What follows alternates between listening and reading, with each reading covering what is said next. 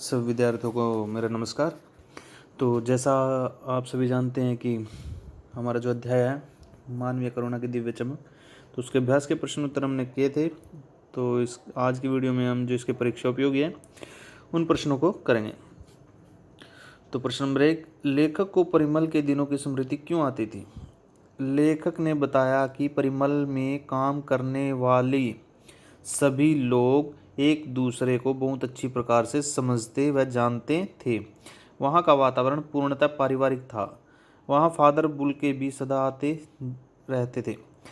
वे उस परिवार के बड़े सदस्य थे तथा सभी गतिविधियों में भाग लेते थे। वहाँ साहित्यिक विधाओं पर खूब चर्चा होती थी। फादर बुल्के वहाँ खुले दिल से अपनी राय देते थे। लेखक को तो सदैव बड़े भाई की भूमिका में दिखाई देते थे। यही कारण है कि लेखक को परिमल की याद आती है। फादर बुल्के ने भारत में आकर किस प्रकार की और कहां-कहां से शिक्षा ग्रहण की थी? फादर बुल्के बेल्जियम के रेम्स चैपल स्थान के रहने वाले थे। इंजीनियरिंग के अंतिम वर्ष की पढ़ाई में ही उन्होंने संन्यास ले लिया था और पादरी बनकर भारत आ गए थे। सर्वप्रथम उन्होंने जिसेंट संघ में रहकर 2 वर्ष तक पादरियों के धर्माचार की शिक्षा ग्रहण की। इसके पश्चात 9-10 साल तक दार्जिलिंग में पढ़ते रहे। उन्होंने कलकत्ता में रहकर बीए की परीक्षा पास की। तत्पश्चात इलाहाबाद से एमए तथा हिंदी की परीक्षा पास की। प्रयाग विश्वविद्यालय में डॉक्टर धीरेन्द्र वर्मा हिंदी के विभागाध्यक्ष थे। वहीं पर फादर बुल्के ने रामकथा उत्पत्ति और विकास विषय पर शोध कार्य किया और पीएचडी की उपाधि प्राप्त की। पीएचडी की फुल फॉर्म होती है डॉक्टर ऑफ फिलॉसफी। अतः स्पष्ट है कि भारत में रहते हुए फादर बुल्के निरंतर अध्ययनशील रहे। फादर कामिल बुल्के की झुंझलाहट और दुख का कारण क्या था? फादर कामिल बुल्के की झुंझलाहट और दुख का कारण हिंदी को राष्ट्रभाषा के रूप में देखना था। वे हर मंच से इसकी तकलीफ बयान करते और इसके लिए अकाट्य तर्क देते। अकाट्य तर्क होते जिसे कोई न काट सके। हिंदी वालों द्वारा हिंदी की उपेक्षा ही उन्हें बहुत अधिक दुख पहुंचाती रही है। पठित पाठ के आधार पर फादर बुल्के के परिवार का संक्षिप्त परिचय दीजिए।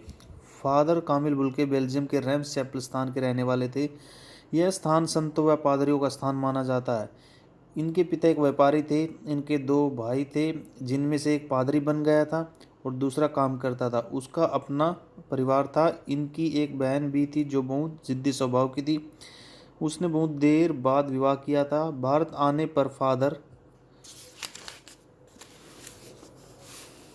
बुल्के को अपनी माँ की बहुत याद आती थी।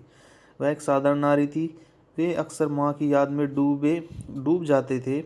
माँ के पत्र भी उनके पास आते थे। फादर कामिल बुल्के के चरित्र की प्रमुख विशेषताओं पर प्रकाश डाली।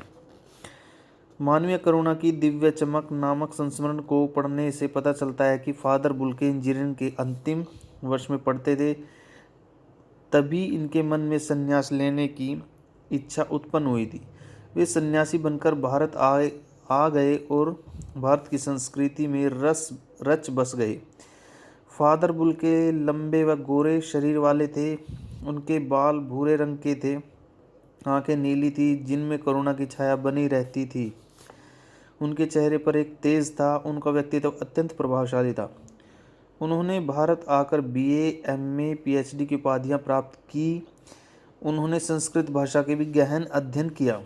वे रांची के सेंट जेवियर्स कॉलेज में हिंदी संस्कृत के विभागाध्यक्ष थे। उन्होंने अंग्रेजी हिंदी शब्दकोश भी तैयार किया।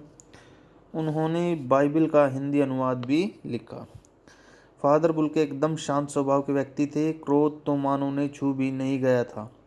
उनकी वाणी ओजपूर्ण थी। उनका हृदय सदैव उदात्त मानवीय गुणों से परिपूर्ण रहता था। वे दूसरों के दुख को देखकर दुखी हो उठते थे।